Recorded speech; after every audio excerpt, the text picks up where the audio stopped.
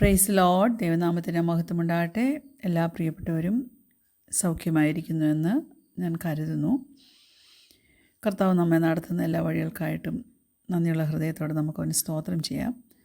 ഇന്ന് അല്പം നേരത്തെ ചിന്തയ്ക്കായിട്ട് 1 കൊരിന്ത്യർ 15 അധ്യായം അതിൻ്റെ 57 വാക്യം. 1 Corinthians chapter 15 verse 57. നമ്മുടെ കർത്താവായ യേശുക്രിസ്തു മുഖാന്തരം നമുക്ക് ജയം നൽകുന്ന ദൈവത്തിന് സ്തോത്രം. ഹല്ലേലൂയ. ആത്മാവിൽ ജ്വലിച്ച് പ്രകാശിപ്പാനാണ് ദൈവം നമ്മെക്കുറിച്ച് ആഗ്രഹിക്കുന്നത്. എന്നാൽ ഞാൻ ചോദിക്കട്ടെ, മാനസികമായ നമ്മുടെയൊക്കെ നില എങ്ങനെയായിരിക്കുന്നു? നിൻ്റെ പ്രവൃത്തികളും നിൻ്റെ ആറ്റിറ്റ്യൂഡുകളും നിൻ്റെ ചിന്തകളുമൊക്കെ നിൻ്റെ കൺട്രോളിൽ ആണോ?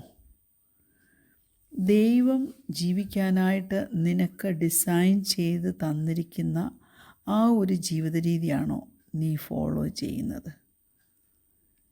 ദൈവപൈതലെ പിശാച് പലപ്പോഴും നിന്നെ കൺവിൻസ് ചെയ്യാൻ ശ്രമിക്കുന്നില്ലേ നീ നിൻ്റെ ജീവിതത്തിൽ സ്റ്റക്കായി ഇരിക്കുകയാണെന്ന്? അതെങ്ങനെയാണെന്നറിയാമോ? നിൻ്റെ ഭവനത്തിനകത്ത് അവൻ സ്ഥലം പിടിച്ചിട്ടുണ്ട്, പിശാച്. അങ്ങനെയാ അവൻ നമ്മുടെ ചിന്താമണ്ഡലത്തിൽ തൻ്റെ ഹോൾഡ് അക്കംപ്ലിഷ് ചെയ്യുന്നത്. പക്ഷെങ്കിൽ ഒരു നിമിഷം പോലും പിശാചിന് നാം ഇടം കൊടുക്കരുത്. യേശു കർത്താവിലൂടെ നമ്മുടെ ജീവിതത്തിൽ നമുക്ക് ജയത്തിൻ്റെ ഒരു പാതയിലേക്ക് നടന്നു കയറുവാൻ കഴിയണം.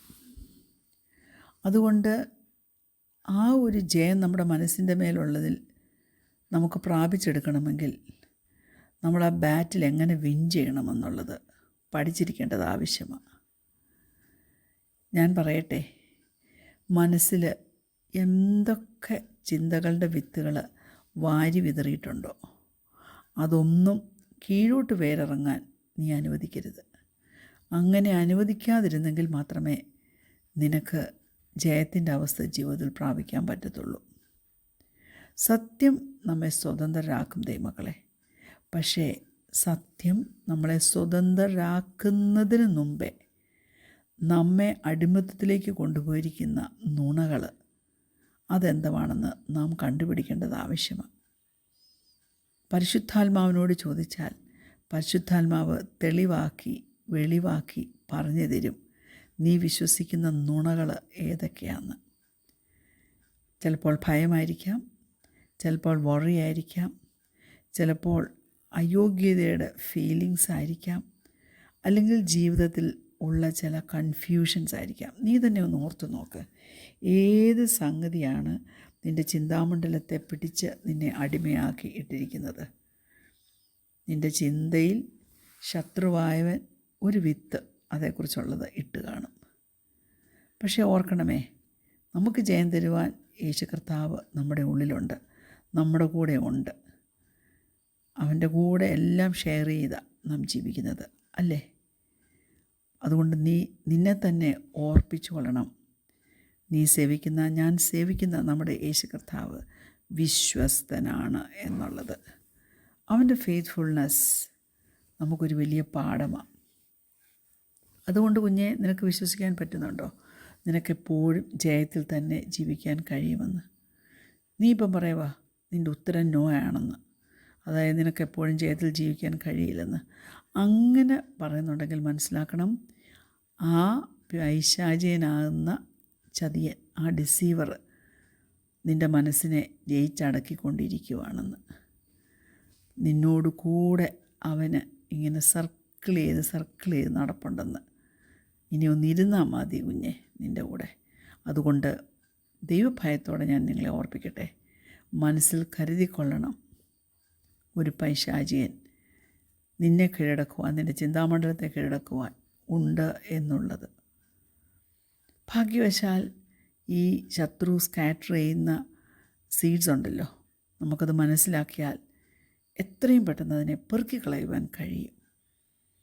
ചിലപ്പോൾ വർഷങ്ങളായിട്ടുള്ളിൽ കിടക്കുന്ന ചില സീഡ്സ് പോലും പെറുക്കിക്കളവാനുള്ള കൃപ, ശക്തി സ്വർഗത്തിലെ ദൈവം തന്നു എന്നിരിക്കും. നീ ചെയ്യുന്ന ചിലതിനെക്കുറിച്ചൊന്നുമല്ല നീ ഓർത്ത് ജയം ഘോഷിക്കേണ്ടത്. യേശു കർത്താവിൻ്റെ ആ സുവിശേഷം, യേശു നമുക്ക് വേണ്ടി എന്ത് ചെയ്തു എന്നുള്ളത് വേണം നീ പ്രഘോഷിക്കുവാൻ. ടോട്ടൽ വിക്ടറി യേശു കർത്താവ് പ്രാപിച്ചെടുത്തു. ദൈവം നമുക്കൊരു വഴി ഒരുക്കിയിട്ടുണ്ട്. യേശു കർത്താവിൻ്റെ മരണം, അവൻ്റെ പുനരുത്ഥാനം, അതിൽ കൂടി ഇരുട്ടിൻ്റെയും പാപത്തിൻ്റെയും എല്ലാ ശക്തിയെയും കാൽ കീഴാക്കിയവൻ, അവൻ കോൺക്വർ ചെയ്തിട്ടുണ്ട്. അതിൻ്റെ അർത്ഥം ഇരുട്ടിൻ്റെയും പാപത്തിൻ്റെയും ഒക്കെ ശക്തിക്ക് ഒരിക്കലും ഒരു വിശ്വാസിയുടെ ഹൃദയത്തിനകത്ത് കയറി ജയമെടുപ്പാൻ കഴിയത്തില്ല. കുഞ്ഞെ, നീ ആരുടെ വകയാ? യേശു കർത്താവിൻ്റെ വകയല്ലേ? അതുകൊണ്ട് തന്നെയാണ് എനിമി നിന്നോട് ഫൈറ്റ് ചെയ്യുന്നത്. പക്ഷെങ്കിൽ ഒരു സ്ട്രെങ്ത്തും ഒരു വിക്ടറിയും തീർച്ചയായിട്ടും നമ്മൾ അവകാശമാക്കി കൊള്ളണം. ഒരിക്കലും ശത്രുവിന് നാം ഇരയായിത്തീരുവാൻ ഇടയാകരുത്.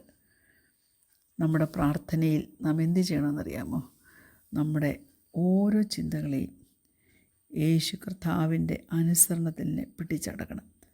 2 കൊരിന്ത്യർ 10:5 അതാണല്ലോ പറയുന്നത്.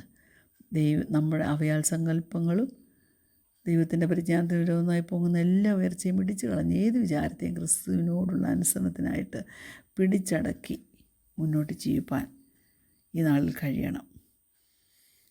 2 സത്യങ്ങൾ ഒരുമിച്ച് ചേർന്ന് ഒന്നായിട്ട് പ്രവർത്തിക്കുന്നത് അറിയാമോ? യേശു കർത്താവ് എല്ലാ വേലയും തികച്ചത്. Christ does all the work. പക്ഷെങ്കിൽ നമ്മൾ എന്ത് ചെയ്യണമെന്നറിയാമോ? ഒരു തീരുമാനത്തോടെ, പ്രാർത്ഥനയോടെ നമുക്ക് ആ പ്രവൃത്തിയിലേക്ക് ചായുവാൻ കഴിയണം. യേശു ക്രിസ്തുവിൽ നിനക്കൊരവസരം തന്നിട്ടുണ്ട് ദൈവം. എന്തിനാ? ടു മൂവ് ഫോർവേഡ്, മുന്നോട്ട് പോകുവാൻ. എങ്ങനെയാ? ഫൈറ്റിംഗ് ഇൻ പവർ, ശക്തിയിൽ യുദ്ധം ചെയ്തുകൊണ്ട്. ആ ശക്തി വരുന്നത് എവിടുന്ന്? യേശു കർത്താവിൽ നിന്ന്. ജയം എവിടെ നിന്നാണ് വരുന്നത്? The victory comes from Christ. അതുകൊണ്ട് എന്ത് ചെയ്യണം? ക്രിസ്തുവുമായിട്ട് അഗ്രി ചെയ്ത് ചേർന്ന് വേണം പോകുവാൻ. Praise God. നിൻ്റെ ചിന്തയെ ക്യാപ്റ്റീവായിട്ട് ഒരിക്കലും പിശാച് പിടിച്ചുകൊണ്ട് പോകാനിട വരരുത്. അതുകൊണ്ട് ദൈവപൈതലേ, നീ എഴുന്നേൽക്ക്. നിൻ്റെ റെസ്പോൺസിബിലിറ്റി നീ ഏറ്റെടുക്കുക. എന്തിനാണെന്നറിയാമോ? Partner with Christ in your destiny and your future and your victory. അതുകൊണ്ട് ഇന്ന് തന്നെ ഒരു തീരുമാനമെടുക്കണം. നിൻ്റെ മനസ്സിനോട് പൊരുതുന്ന ആ യുദ്ധക്കളത്തെ ഒന്ന് നേരെയാക്കണം. പ്രാർത്ഥനയോടുകൂടി അത് സാധിക്കും. എല്ലാ ചിന്തകളെയും പിടിച്ചടക്കുവാൻ കഴിയും. അതുകൊണ്ട് നമ്മൾ ഐഡൻറ്റിഫൈ ചെയ്യണം നമ്മുടെ മനസ്സിൽ എന്തൊക്കെ ഡിസെപ്റ്റീവായിട്ടുള്ള തോട്ട്സ് ഉണ്ടെന്നുള്ളത്. അതിനെയെല്ലാം, ആ ചിന്തകളെയെല്ലാം യേശുവിൻ്റെ നാമത്തിൽ ബന്ധിക്കുവാൻ നമുക്ക് കഴിയണം. നമ്മുടെ സ്റ്റോറിയുടെ എല്ലാ നറേറ്റീവും ചേഞ്ച് ചെയ്യാൻ നമുക്കാകെ കഴിയുന്നത് തിരുവചനത്തിലൂടെ മാത്രമേ പറ്റത്തുള്ളൂ. അതുകൊണ്ട് തിരുവചനം അറിയണം, തിരുവചനം മെമ്മറൈസ് ചെയ്യണം. എന്നിട്ട് ആ വാക്യങ്ങൾ വീണ്ടും ദൈവപൈതലേ നീ ഓർമ്മയിൽ വെക്കണം. ബൈ ഹാർട്ട് ചെയ്ത് പഠിച്ച് ഹൃദയത്തിൽ സൂക്ഷിപ്പാൻ നിനക്ക് കഴിയണം. Praise God.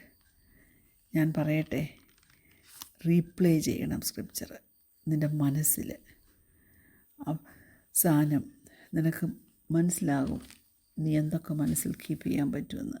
ഫിലിപ്പിയ ലേഖനം 4:8 നമുക്കെല്ലാവർക്കും വളരെ സുപരിചിതമായ വാക്യമാണ്. ഒടുവിൽ സഹോദരന്മാരെ, സത്യമായതൊക്കെയും ഘനമായതൊക്കെയും നീതിയായതൊക്കെയും നിർമ്മലമായതൊക്കെയും രമ്യമായതൊക്കെയും സൽകീർത്തിയായതൊക്കെയും സൽഗുണമോ പുകഴ്ചയോ അതൊക്കെയും ചിന്തിച്ച് കൊള്ളുവി. ഹല്ലേലൂയ. നമുക്ക് വലിയ പ്രത്യാശ ജയത്തിൽ വേണം.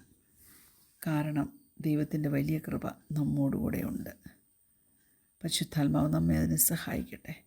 ശത്രുവിൻ്റെ നുണകളെയെല്ലാം തള്ളിക്കളഞ്ഞ് ദൈവത്തിൻ്റെ സത്യത്തെ മുറുകെ പിടിച്ചിട്ട് പാപത്തിൻ്റെ മേൽ ജയമെടുപ്പാൻ നമുക്ക് കഴിയണം. പ്രാർത്ഥന ഒരു സ്ട്രോങ് വെപ്പണായിട്ട് നമ്മുടെ ജീവിതത്തിൽ ഇരിക്കട്ടെ. ദൈവം നിങ്ങളെല്ലാം സഹായിക്കട്ടെ. കണ്ണുകളടയ്ക്കാൻ പ്രാർത്ഥിക്കാം. ഞങ്ങളെ സ്നേഹിക്കുന്ന ഞങ്ങളുടെ നല്ല ദൈവമേ, സ്വർഗ്ഗീയ പിതാവേ, ഈ നല്ല സമയത്തിനായിട്ട് ഞങ്ങൾ നിന്നെ സ്തുതിക്കുന്നു. പ്രാർത്ഥനയിൽ കർത്താവെ, ശത്രുവിനെ ജയിപ്പാൻ, ദൈവത്തിൻ്റെ പരിജ്ഞാനത്തിന് വിരോധമായി പോകുന്ന എല്ലാ ഉയർച്ചകളെയും പിടിച്ചടക്കുവാൻ നീ ഞങ്ങളെ സഹായിക്കുമാറാകണമെന്ന് പ്രാർത്ഥിക്കുന്നു. വചനത്തിൽ തികവുള്ളവരായി തീരുവാൻ നീ ഞങ്ങളെ സഹായിക്കണം. അറിവുള്ളവരായി തീരുവാൻ നീ ഞങ്ങളെ സഹായിക്കണം. ഞങ്ങളെ അതിനായിട്ട് ഒരുക്കിയാട്ടെ. പിശാചിനെ അകറ്റി നിർത്തുവാൻ നീ ഞങ്ങളെ സഹായിച്ചാട്ടെ.